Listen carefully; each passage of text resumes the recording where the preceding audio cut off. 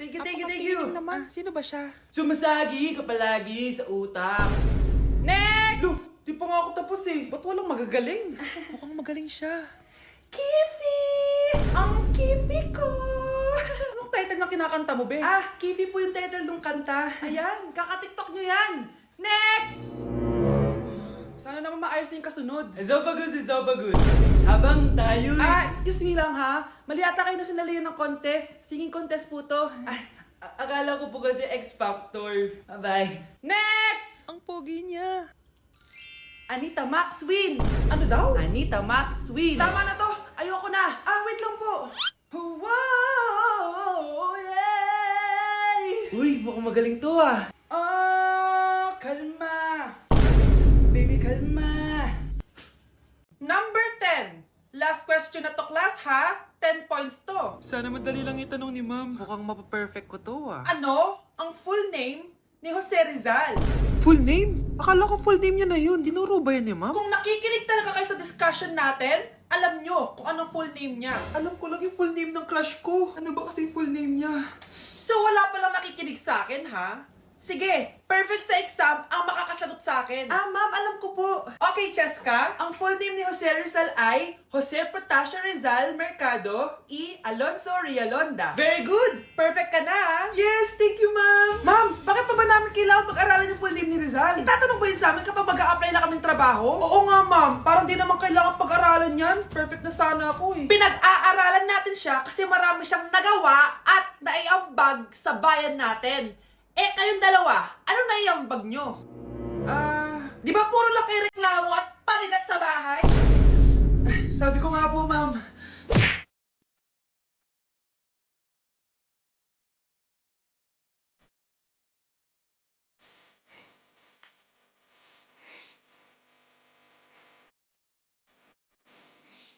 Ay, perfect! Masabog siya! Masabog. Sabi na Versace! Love you. Thank you so much. Happy Valentine's Day everyone! So kakatapos ko lang mag-aral ngayon.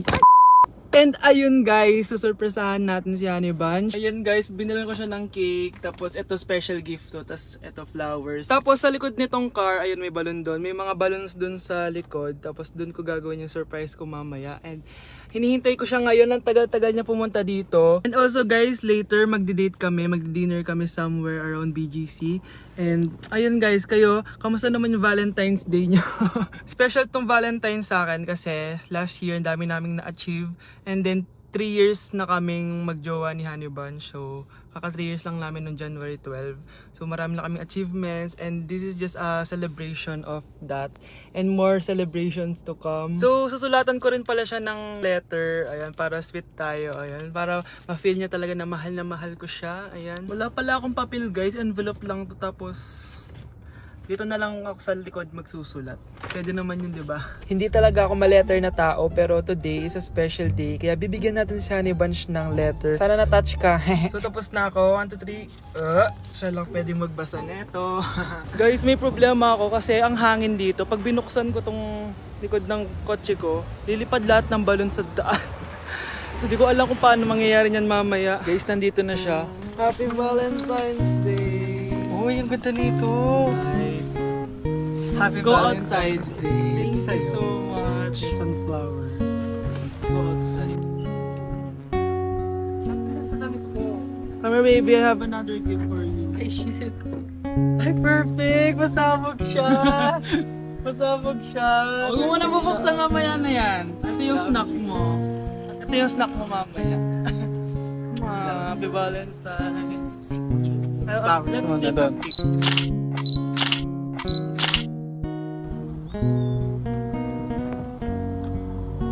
So guys, may dala pa pala siyang flowers. Matagal na sinasabi ni Honey Bunch na gustong gusto niya daw yung amoy na naaamoy niya sa mga mall. So ayan, binilan ko na siya finally. Masyadong maganda yung lalagyan. Ay! Perfume to, no? Sabi na Versace! Hala, thank you! Di ba gusto mo yan? Oo! Perfume ka na! Pakita Bawal ko humingi sa Pakita mo. Hindi ko pwedeng humingi sa akin. Love you, thank you so much. Super pasabog siya. This year siya pasabog. Last year wala siyang pasabog. Pero okay lang. Ay, May na pasabog natin siya to. this year. I Ano, love let's eat you. na ba muna here? Go lang. A letter for you. Pero, Babasahin natin siya para mag-recharge sa sarili. no. Basta ikaw lang for your eyes only.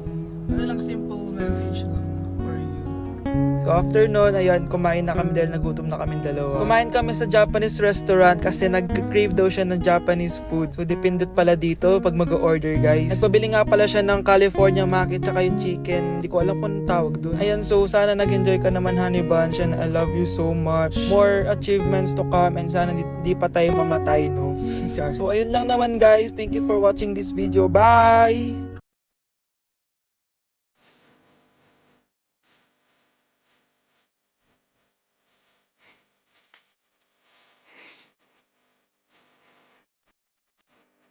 Hoy, kayo dalawa! Ano ginagawa niyo, ha? Ba't may pakis? Ma'am, ito po kasi kusang step ngayon yung may pakis sa chicks. Ayan, sinasabi ko na nga ba? Puro na naman kayo TikTok! Mga nalalaman niyo! Ang bata-bata niyo pa, may pakis-kis na kayo nalalaman dyan? Mag-aral nga kayo na maayos. Ang bitter ni ma'am porket walang kadate ng Valentine's. May sinasabi ka ba, Scarlett? Wala po, ma'am. Anak, kain ka na, oh. Darating yung mga kaibigan ko wag na wag mo ako ipapahiya. Sige, anak. Andyan na sila. Oo, tapos nakita kami ng ex ko, di ba? Kayo pala yung mga kaibigan ni Scarlett. Gutom ba kayo? May pagkain dito, ha? Ang pangit pala ng mama ni Scarlett, no? Isa lang yung mata. Huy, grabe ka naman. Naya na ba? Di ba sabi ko sa'yo, huwag mo kayo papahiya? Kainis. Umalis ka nga dito. Huwag kita makita. Sorry anak. Tara na nga, labas na nga lang tayo. May panira dito, eh. Tara. Anak, sandali. Anak, Scarlett, graduation mo pala bukas? O tapos? Si nanay ba yung aakit sa stage? Ay hindi! Si tita na lang isasama ko. Papahiya mo lang ako eh. Buti pa si tita, kompleto yung mata. O sige, proud ako sa'yo, anak, ha? Kainis, bakit kasi isa lang yung mata mo? Balang araw, anak, malalaman mo rin kung bakit. Diyan ka na nga, marami pa akong gagawin. Ano bang ginagawa natin sa hospital, tita? Sumama ka na lang, Scarlett. May kailangan ka malaman. Scarlett? Ikaw yung anak ni Susan, right? Oo, Doc. Ako nga si Scarlett. Ba't kilala mo ko? Oh yes, I remember! Ikaw yung batang na-aksidente dati, yung nabulag yung kaliwang mata. Buti na lang dinonate ng nanay mo yung kaliwang mata niya para sa'yo. Kaya pala isa lang yung mata ni nanay. Alam mo, sobrang mahal ka ng nanay mo. Huwag mo siyang papabayaan, ha? Nandito na ako, mahal! Mahal, ikaw ba yan? Akala ko ba bukas ka pa uuwi? Siyempre, gusto kita i-surprise, mahal. Ito naman, puro ka surprise. Wait. Si tatay ba yun? Tara ate, silipin natin. Ang dami na nagbago sa bahay natin, mahal. Si tatay nga! Yay! Nandito na si tatay! Mga anak, namiss ko kayo. Namiss ka din namin, tay. Huwag ka nang babalik sa abroad, Hindi ko na kayo iiwan, mga anak. Yes, di na babalik si tatay sa abroad. Oh, ito, may regalo pala ako sa'yo, Scarlett. Wow! Ano kaya laman neto? Eto naman, gumastos ka pa. Hayaan mo na, mahal. Ngayon lang ako nakabawi sa mga anak ko. Meron din ba ako regalo, tay? Siyempre naman, ikaw pa ba makakalimutan ko, Brianna? Oh, ito. Yay! May regalo din ako! Oh, matulog na kayo, Kami naman ang tatay mo yung magbabanding. Sige po, nay, matutulog na kami. Bubuksan ko na to. Tara na, mahal. May pasalubong din ako sa'yo sa kwarto. Tara na, mahal. A few moments later. Anong oras na? Bakit tumatawag si tatay? Hello, tay? Scarlett, umalis na kayo sa bahay na yan. Isama mo kapatid mo pati nanay mo. Bakit po? Nasaan kayo? Yung lalaking umuwi dyan kagabi, hindi ako yun anak. Umalis na kayo dyan ngayon na. Nay! Yung lalaking umuwi dyan kagabi, hindi ako yun anak. Umalis na kayo dyan ngayon na. Nay! Nay! Aray! Oh, mahal. Napano ka? Sinaktan ka ba ng lalaking to, Nay? Okay lang ako. Napaso lang. Okay na, nanay. Ano nangyayari dito? Nay! Brianna! Sumama na kayo sa akin! Sasaktan tayo ng lalaking to! Di natin alam baka mamamatay tao yan! Ate, anong sinasabi mo? Si tatay yan, oh. Hindi yan si Tatay Brianna! Nay! Sumama na lang kayo sa akin! Scarlett, ako to. Tatay mo. Ba't parang di mo ako kilala? Gutom lang yan, Scarlett! Tara na, kain na tayo! Bahala kayo! Sige, huwag kayo maniwala sa akin! Tay, hindi sasama si nanay tsaka si Brianna. Ayaw nila maniwala sa akin. Hayaan mo na. Susunduin kita sa harap ng bahay. Tay, lalabas na ako.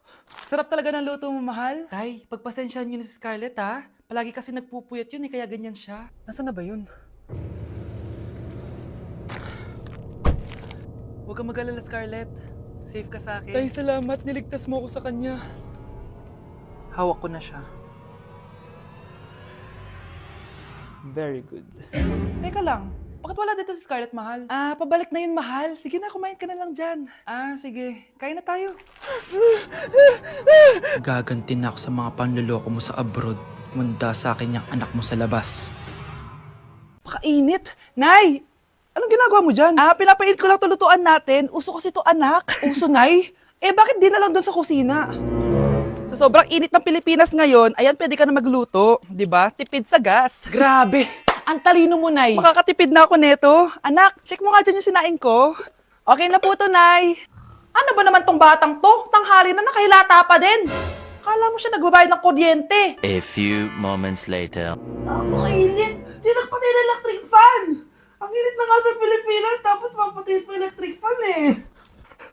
Tay, ano yan? Ice coffee? Mainit na kape to, anak. Mainit na kape? Ang init na nga sa Pilipinas eh. Ang perfect nga nito, anak kasi mainit tapos mainit, di ba? Negative times negative equals positive. Perfect nga, Tay. Enjoy. Hala! Late na ako! Ano to? Sinuspindi na ang face-to-face classes sa ilang paaralan sa bansa dahil sa sobrang init. Yes, makakatulog pa ako ulit. Ay, sa wakas, makakaligo na rin ako.